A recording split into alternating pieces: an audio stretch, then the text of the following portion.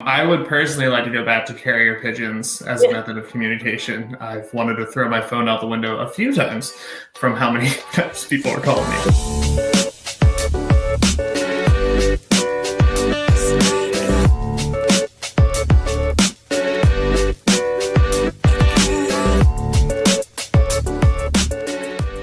Hey everyone, my name is Aiden Sharon, and today on 22 Minutes Lit, I'll be speaking with Dr. Elizabeth Gray, the CEO of National Audubon Society, about the intersection of renewable energy and wildlife. A passionate advocate for climate action, Elizabeth is going to share what steps Audubon is doing to protect birds while championing clean energy solutions through their flight plan. Dr. Gray, how are you doing today? I'm doing great, and it's a real pleasure to be on your show today. Thank you, Aiden. I really appreciate having you on. To get started, I just want to know what led you to where you are today? What led you to wanting to become a leader in the conservation field? I was a really curious kid. I think I probably asked my parents why a number of times. Why is the world this way? Why are things behaving the way they are? And we had a lot of birds in my neighborhood. And I think, birds captivated me when I was really young. They're so beautiful. They're fun to watch. It's incredible wondering how they fly and how they do the things they do. So I think that curiosity really led me into science. And I remember reading this really cool story when I was young about how carrier pigeons carried messages in World War I. And I was just so fascinated by the fact that we use homing pigeons to carry messages back and forth. And so when I was in college, I decided I wanted to study how pigeons navigate. How do they know to return back home? How do they know where to go? And so that's what I did for my senior thesis in undergrad. So birds really led me to science. And so when I was in grad school, I shifted gears a little bit. I was curious why different populations of birds and species of birds interacted differently. So I was studying red-winged and yellow-headed blackbirds in marshes in the Potholes region of eastern Washington. And, the first field season, I had a great time. There were red-winged and yellowheads everywhere. It was really noisy and colorful. When I went back for my second field season, the yellowheads didn't return. And they had been coming back to those marches for years. And all of a sudden that year they weren't there. So aside from having me rethink my whole dissertation, it made me realize there was something going on with the environment. And I really was a turning point for me. I decided I wanted to devote my life to conservation to really understand what was going on with the natural world. And then I spent a few years out in Hawaii. I had the pleasure of living on the Big Island, and I was studying Hawaiian honey creepers. There's these beautiful little birds. They don't occur anywhere else in the world. And, at that time, nobody was talking about climate change. Right. But I was seeing the effects of climate because we were working on a Mauna Kea, it's a volcano, and mosquitoes were coming up the mountain because of increasing temperatures. And so in a weird way, birds brought me to science, birds brought me to conservation, birds brought me to climate awareness. And so when I had this opportunity to come to Audubon, I thought, well, this has come full circle. It's really a way for me to blend my personal love and passion for birds with my desire to really make this planet a better place and tackle climate change. So it kind of felt like I was coming full circle, and birds have been a through line my whole career and life, really. Did Rachel Carsons' Silent Spring, I generally ask this of a lot of conservationists, and especially you work in Audubon Society, did that lead to any connections with kind of seeing the environment be degraded and inspire you to take more action? I love that you say that. So I read Silent Spring in college, and I was really intrigued. But here's the story where Rachel Carson played a big part in my life personally. When I was a kid, I grew up along the Potomac River in D.C. I was in Virginia, but outside the District of Columbia. And so I always wanted to see a bald eagle in the wild. This was like my childhood dream. And it wasn't until I moved to Washington State that I actually was able to see a bald eagle in the wild. And you just never saw them around here. Right. I'm back in the DC area now. But I moved back here about 10 years ago, and I was blown away by taking walks along the C&O Canal and the Potomac River and seeing bald eagles fly overhead. And that story of comeback and of resilience, that's a Rachel Carsons story. That's an Audubon story. And it's a story of resilience, which is like a whole concept that is really top of mind for me right now. But the point is, yeah, it's been really, if it weren't for Rachel Carson, we wouldn't have tackled the problem of DDT, and we wouldn't have had a bald eagle recovery. Can you tell our viewers kind of what effect do traditional fuel sources like petroleum or coal tend to have on wild bird populations? And kind of going down that same vein, what role does climate change play on the healthiness of bird populations? Yeah, that's a great question. Well, really what I tell people is, look, if you care about climate change, you should be paying attention to birds. Yeah. And here's why. I mean, birds are really nature's early warning system. I often have found if you have an area that has a lot of birds, really healthy bird populations, you really have pretty healthy ecosystems. But birds are some of the first to leave when an area is becoming degraded, and certainly if it's being impacted by climate. So, you all know this better than anyone. Climate is just a magnifier. It's accelerating all the issues that we're having, right? So birds are at risk from habitat loss, from pollution, from increasing temperature, changing insect populations. I mean, you could go on, and climate is just magnifying that. So it was pretty shocking to me when I started at Audubon to learn that the North America's lost 3 billion birds just since I was born. I mean, that's crazy. That's a lot of birds that have been lost just in my lifetime. So, and again, that loss is due to a lot of reasons, but climate in particular, and the effects of increased greenhouse gas emissions, that is an accelerator and a magnifier that has caused big problems for bird populations. And again, people should think of birds as indicators of how the rest of wildlife and the rest of the ecosystem is doing. I read briefly about your flight plan, which I love the name of, by the way. Can you tell us a little bit about this flight plan and how it's going about of integrating and promoting safe and clean energy while also protecting bird species?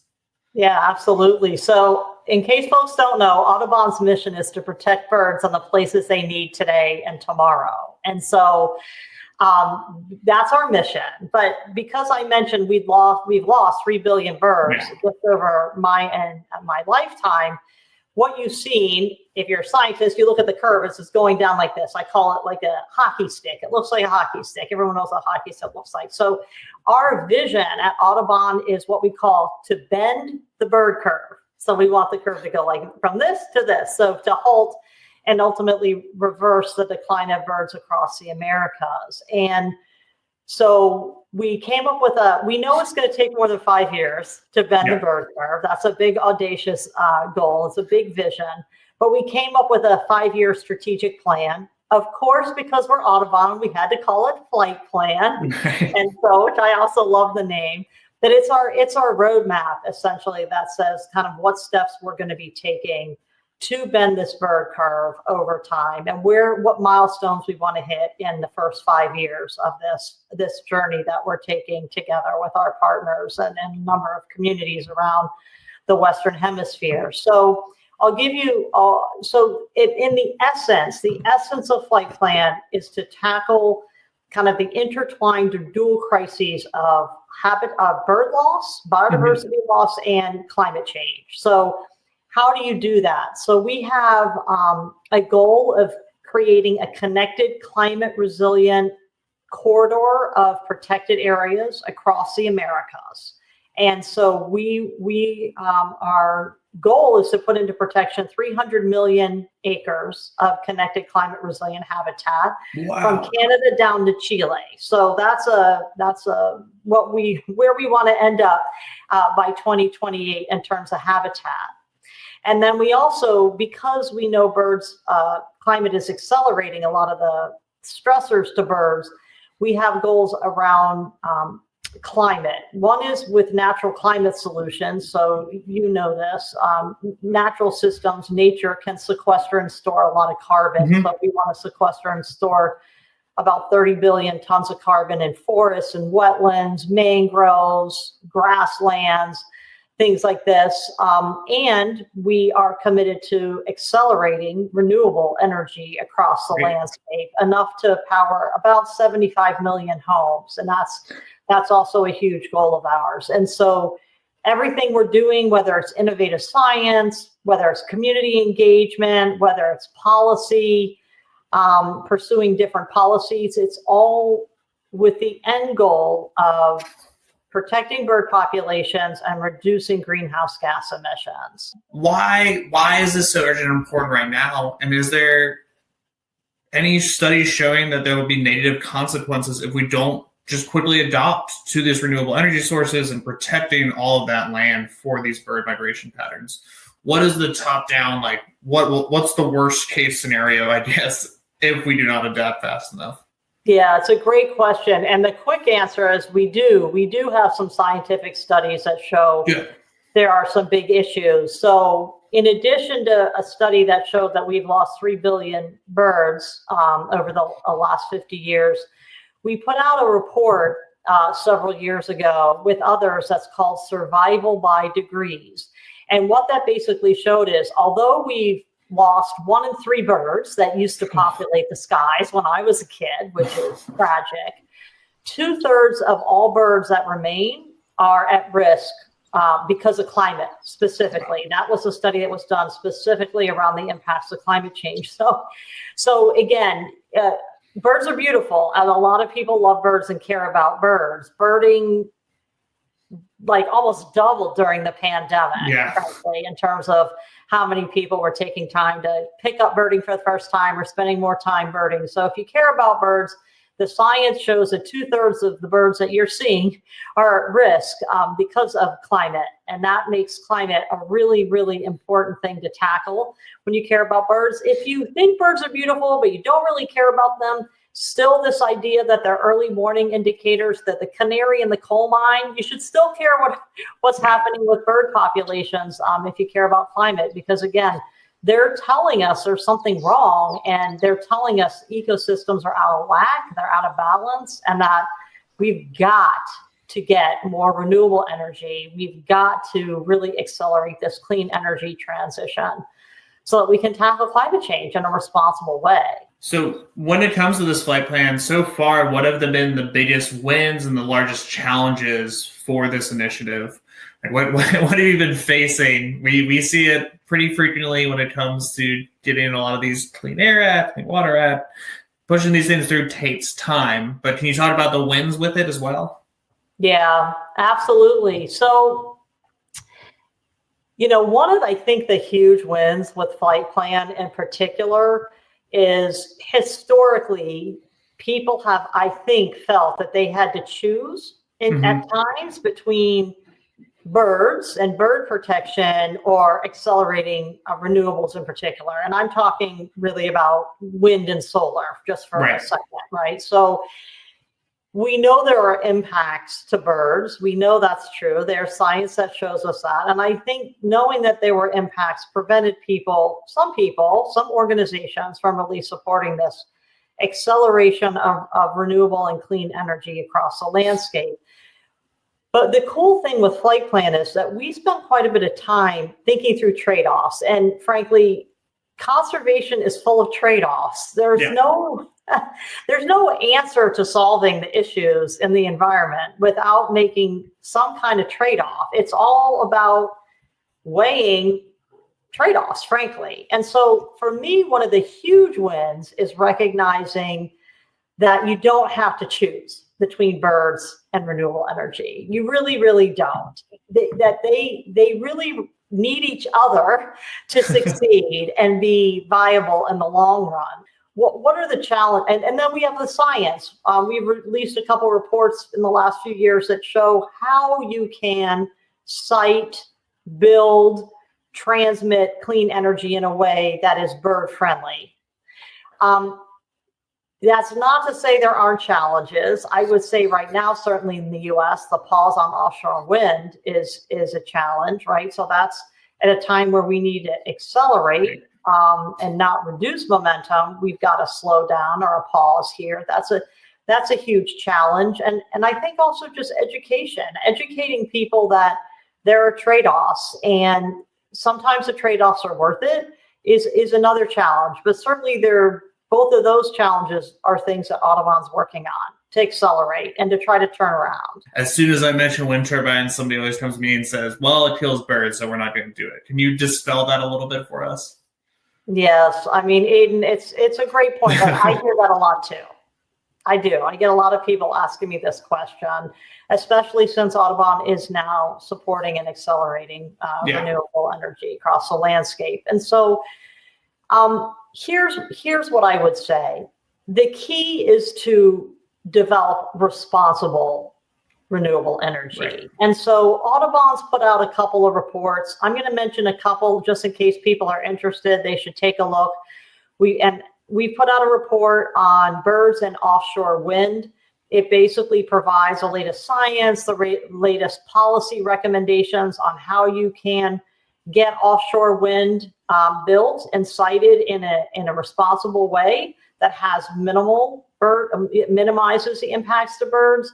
And we also have a birds in transmission report that really talks about how you can build out the transmission grid in a way. There are specific things that you can do to basically reduce or minimize the impact to bird populations. And so a couple of things here. One, it is trade-offs. And we've looked at the science that said we've got 2/3 of all birds that remain that are at risk of climate.